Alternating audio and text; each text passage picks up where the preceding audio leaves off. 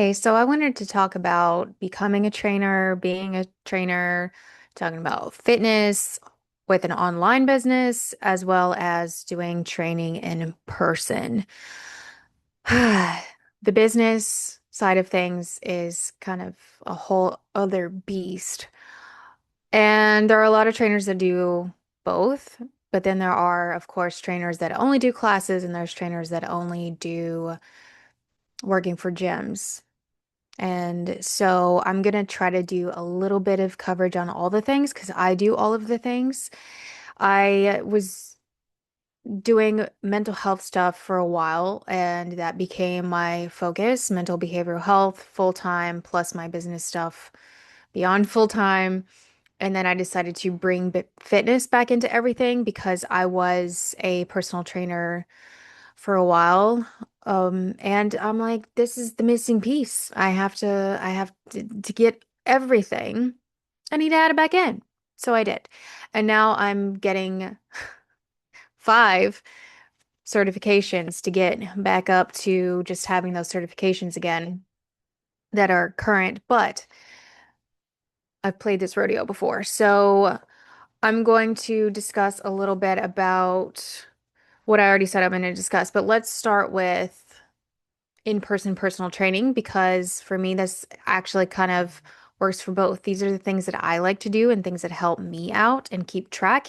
And even if you're not interested in doing any of this professionally, maybe it will kind of help for your own sort of endeavors in your field or just as someone who is getting into fitness and wellness and things like that. So, anyway, I like to have physical copies of things, and I also like to have electronic copies of things. So whether I'm working with someone online through Wildling Wellness, or I'm working through a gym, or working through a studio, whether that's through my own business or theirs, I still have a very, very similar system. Now, when you are working for someone else, you need to know if the vibe fits. Because there are going to be places that want you to fit with their vibe. Basically, like conform to what they do. And if it's not a good fit, don't try to force it. It is definitely better to do something that you actually enjoy doing and be in a place where you feel like it's a good fit. So, one of the things that I created in Google Docs is a workout tracker. Do not fill this out ahead of time because people are probably going to throw a wrench in what you're doing with them the day of. And this is really like in person in particular. So I created this workout tracker. It's really easy to do in Docs. They've got the lines that is really easy to create and the table that's really easy to create. I have exercise sets, reps or time and the weights. So I did 4 across, and how many did I do down? 2, 3, 4, 5, 6, 7, 8, 9, 10, 11, 11 or 12 down. And then I have a section where I can add notes because sometimes I do need to add notes. And of course, the client's name and the date that I train them. And this is helpful because not only I take assessments of people and get a general idea of what their goals are, what their needs are, what their limitations are. All of that happens in an assessment. Yes. Okay, so we've got that in a some sort of file, okay? Whether you're an electronic person or a uh, um physical copy person, this is a kind of notebook that I use. This is not the one, but is exactly like this. And I have the page protectors as well, and I'll go into that more. But I also have these in the little pocket of the binder. And what I do with these is when I'm training them, I'll put their name, obviously, and the date. And then in this, it, I have it like basically a master program folder.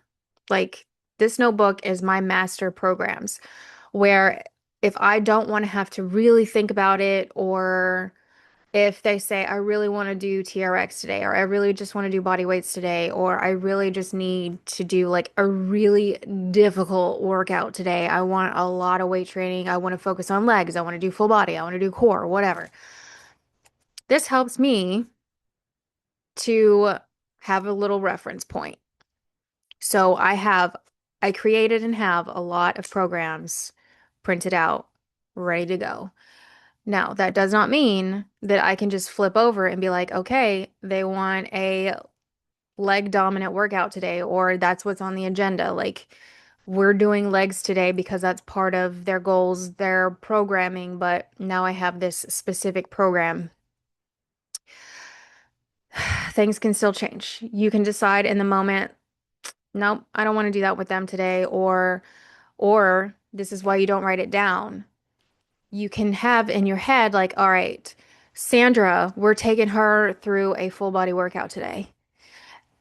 If I have all this written down and then she comes in and says, I threw my back out yesterday, it's still sore, but I'm mobile, but I need to be careful with what I do with my back today, you're no longer going to do this plan that you have written out. And that happens more often than not. More often than not, people are going to throw a wrench in your plan and change it up on you. As a trainer, as a fitness instructor, if you're doing classes, whatever, like you have to be able to do stuff on the fly. And the longer you do it, the more like it's going to get easier.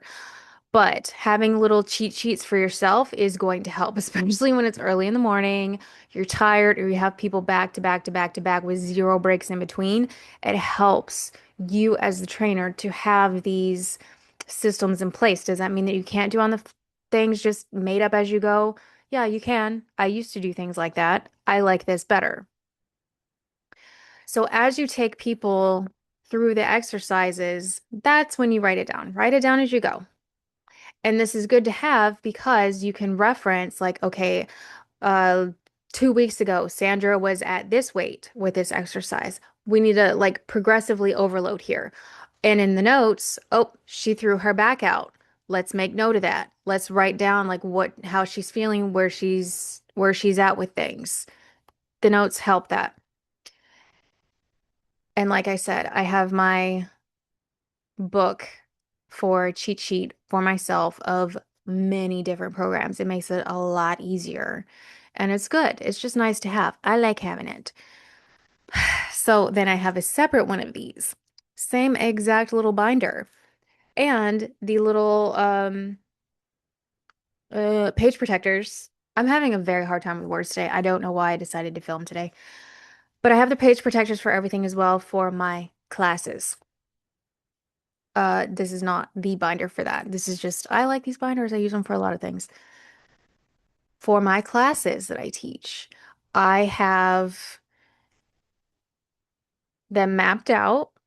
I like to print them off. You can handwrite everything. I'm faster with typing and I like to have them printed off.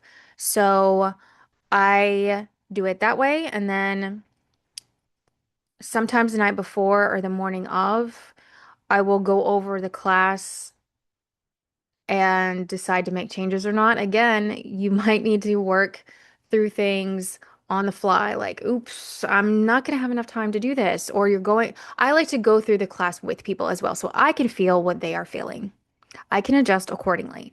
So if I think this class, is going to be really great, we're doing mostly glutes in this class, or core in this class, or we're doing full body in this class, but then I realized something is left out, or there's not enough of something, or this isn't actually a good order of things. Like in my head, it seemed like it was going to be, but actually feeling it, it's not. So you have to be able to just do it as you go.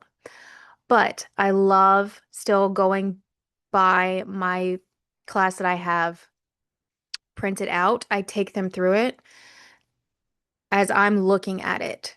So I don't just go into a class without having my book with me because I like to follow along and I have it written out in specific ways. I need accommodations for myself. So I meant to create a little thing for you to actually visually see without seeing my class, but I forgot. So I will have the title of the class that it's going to be. So we'll say ballet bar. And I might have another title of like, let's see, foundations and flow. And then I'm going to have the optional equipment. Well, I'm going to have what the little write-up of what it focuses on. That way, people, if I'm putting out like, here's what this one focuses on for this week or this class. So I'll have that there. And then I'll have the optional equipment for the class. That way when I get there, I can say, okay, this is what I need to grab for this class and have it prepared for everybody before the class starts. And then I will go through greetings because I might forget to, I'll say hi as people come in, but like once the entire class is there and seated, I like address everybody as a class. And I need to remember to do that. So I have a little reminder for myself there. And then I'll have warm up because again, I want to remember to do this. But sometimes I don't write out what I want to do for the warm up. I'll just write warm up. And then other times I will write exactly what I want to do for that warm up. It just depends. But for the actual class, I will go through and like section it out. So section one, let's say I've got one here in front of me. Uh, Um, foundational ballet flow. So then I'll put on there the equipment that I need for that, like a yoga block. Optional, of course, because not everybody wants to use equipment and that's fine. And then I will go through and I will have the exercise in bold so I can see it easier. And then seconds. How many seconds do I want them to go through it? Because for me personally, I cannot count and teach a class at the same time. I have dyscalculia. I cannot do it. I, it's one or the other. Okay. So for me, I do everything in seconds. And I also prefer the seconds anyway, because then people can go through it for what their body's able to handle anyway. And it's really good. Like, yes, you want in these types of classes, it's good to do slow and controlled no matter what you're doing. You do not want to ever break form. Form is way more important than the amount of weights that you can do, how fast you can go, whatever. So I do my seconds and then I will sometimes even write out like what the exercise is and then in little parentheses, not bold, a very brief description of what that movement is. That way, if it's like 6 o'clock in the morning and me not being a morning person, I don't have to think now, what was that move again?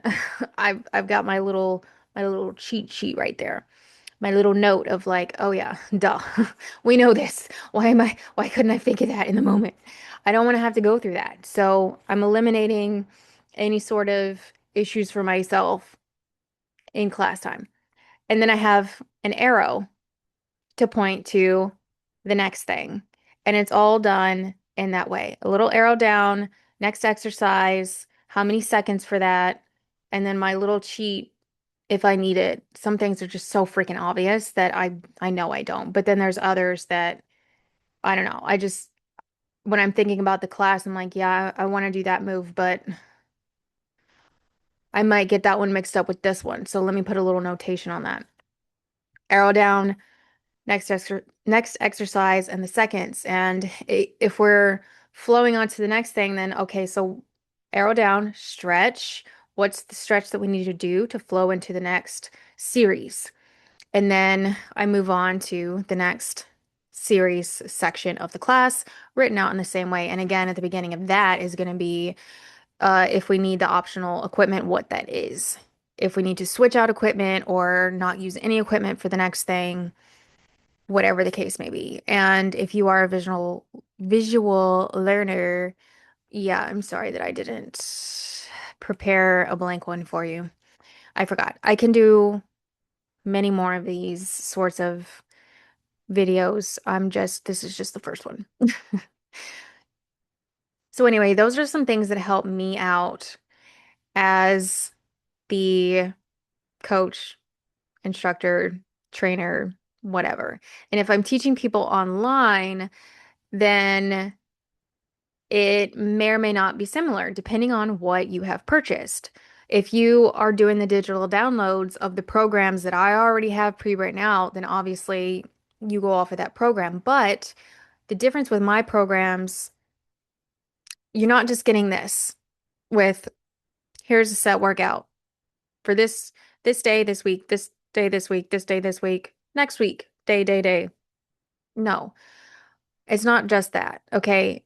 I have in the beginning of it is like a guide where I really kind of talk about the program, and I wanted to also give a bit of instruction on the specific exercises that are commonly difficult for people to do, like a squat. A lot of people think, oh, well, squat's easy. You just sit in a chair. It's not that easy. And a lot of people have trouble getting the right form down. So I wanted to make sure that a little bit of that write-up was in there as well, because I think it is important. If you do not have the foundations of the proper form, then it's not nearly as effective. It is dangerous, and that's not good coaching. You have to have good form. And everybody is different. Everybody is different with what works for their body, what feels good for their body, what they want for their body. So it's like, what are the needs here? And it is good to have structure. It's important to have structure. So these digital downloads have that, but there's also room for being human. There's room for sneezing wrong and you threw your back out, so now you gotta switch things up a little bit. There's room, okay? And if I am your virtual trainer, basically, then I'm gonna have similar stuff where I've got your assessments tailored to you and your needs, and then you've got your program, and depending on how, I think right now I have two different ones where it's either I'm just your virtual trainer, like we check in weekly and we talk about the exercises, what you liked about it, what maybe you wanted to change about it, things like that. Or you tell me your goals, I give you a program. It's not as involved. And that's personal preference. More than anything, that is personal preference. Some people don't want anything but a custom program, and that's perfectly fine. Other people want a little more to it than that, and that's also fine. And then other people want the digital downloads, and that's fine too. And eventually, the classes that I create to do in person, I will put somewhere, maybe on my website or on YouTube. I haven't decided yet, but I will probably at some point record my classes for people, and then they can basically take my classes online. I also have thought about recording myself doing these classes during class time and then adding it, but I don't know yet. I don't know yet. So those are some of the things that help me as the trainer and might help you if you're getting into this sort of thing. And I will also say that if you are doing your own business, like I said, having your own business is a whole other animal. And that includes the fact that marketing is my worst thing for me personally. I'm so bad at that sort of thing. I'm so bad at that sort of thing. I don't know why, but I am. And you have to, if you don't have community, if you don't have connections, it makes it damn near impossible to even get the word out. So it's a struggle, but some basic things that you are going to have in any sort of business, whether it's mental health coaching, it's, you know, you're a therapist and you want to bring it online as well, or you're doing fitness or whatever the case may be, then you need to get an LLC or something along those lines. You need to get an EIN, which is a federal ID for your business. And if you get an LLC over like a sole proprietorship, you're going to be more protected. And it's also a good thing to have business insurance. And you should keep a record of the things that you spend on your business, the receipts of everything that you purchase for your business, but also what other people purchase from your business. That way it makes taxes easier. And if you can keep track of everything that you make and just kind of maybe quarterly, what are the taxes for that quarter, put them aside, that can help like later on, that could be helpful. And having the business insurance, I already said that, just find what is best for your type of business. And also, let me think, what else is there? Oh, keeping your finances separated. It's good to have a business bank account. It's like the more money you start making with your own business, the more you're going to need things separate. It makes it easier, it helps. And yeah, so those are just some really, really basic things. I feel like today is just kind of a brain foggy day for me. Like I'm having a really hard time thinking and speaking. Wasn't the best time for me to be filming. I did do a TikTok at the beginning of the week where I was talking about the same kind of subject, and I might upload that on YouTube as well. It's obviously cut off at 10 minutes, but I wasn't having such a hard time with language. So, yeah. Anyway, those are some of the things that I do and that I like. And I think having that organization is very helpful. But again, you are going to have to be able to do things completely on the fly. Oh, yeah, something else is very important if you are looking into becoming a trainer is getting those certifications. You don't have to get five immediately. There was two of them I didn't necessarily want right now, but I got a little bit overboard. And the other three I really wanted. So you do have to have that foundational certified personal trainer like as the beginning. That's your foundation. But then for either continuing education or just to have more specialty under your belt, then get whatever is working for what you want as well. Like I'm also getting like strength and conditioning, I'm getting kettlebell, I'm getting corrective exercise, I'm getting MMA specialist, and I'm getting golf specialist. I've also had senior fitness in the past. So, what's your audience? Do you want to have like a mixed bag? I do personally, obviously. Or do you want to like focus on seniors? Do you want to get a Pilates certification? Do you want to get a yoga certification?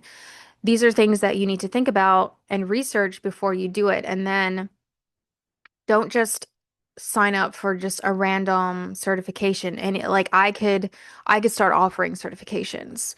But if you're wanting to work for a gym, for example, or a physical therapy place as a trainer there, or working with a sports team, they're not going to look at that random ass certification and be like, yep, they know what they're doing. That's good enough. No, they're going to be looking at like NASM.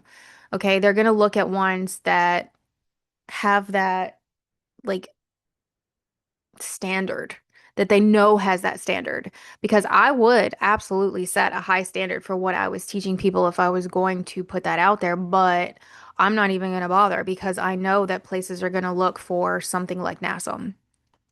And so do your research on that part. Who has their credentials? Who do they look at as being like a good, solid, reputable standard? And what do you want to go for? That's important. And then the next thing is wait for it to be on sale. If you can wait for that to come on sale, then wait because every single one of these places, ISSA, NASM, NCSF, sometimes I get those a little bit backwards with the words because I also am dyslexic, but ACE, all of these, okay, they will put on pretty regular sales. Like there was just a 4th of July sale. There's going to be so many sales throughout the year that if you can wait until it comes on sale, then just wait for it to come on sale. Like, why pay the full price if you can just wait a little longer and grab it while it's on sale? And you can also do payment plans for all of this stuff. You don't have to like, oh, I gotta shell out $1,000 for this right now, or however much it is for however many you're getting. Do the payment plan if that's more affordable and more feasible. So yeah. And if you are going to be working for a place, maybe hopefully they will help you pay for it. I haven't found that yet, but some of them do. It's worth checking into. Also, make sure you ask if you need your own insurance or if you're covered by them. And if you're going to be a 1099 employee, just know those taxes are going to hit you like it's your own business, and it's not going to be as good as working through a gym as a regular kind of, what is it, like W-2 type thing. I can't language today. I'm sorry. I just can't. But this is real. This is authentic, okay? I'm not coming on here all perfect and polished. This is authenticity, okay? I'm a chronically ill girly, and this is what I'm working with today. So here we are. But hopefully, even though it was messy, it was helpful. And I definitely would like to cover some more of these things. This is basically like Coach's Corner for this realm of topic.